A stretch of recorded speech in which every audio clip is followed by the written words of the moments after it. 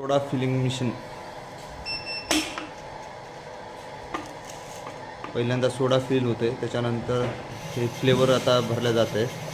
त्यानंतर बाजूला कॅपर आहे.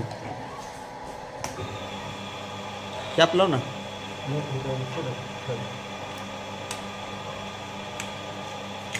बाजूला कॅप लावलं जाते आणि असं फिल झाल्यानंतर बॉटल टाकण्यात येते. 2 टॅप आहेत सोड्याचे, 2 टॅप फ्लेवरचे. त्यानंतर लेफ्ट साईडला ज्यूस, मँगो ज्यूस फिल करू शकतो आपण. राईट साईडला पण मँगो ज्यूस फिल करू शकतो. कॉम्पॅक्ट मशीन आहे.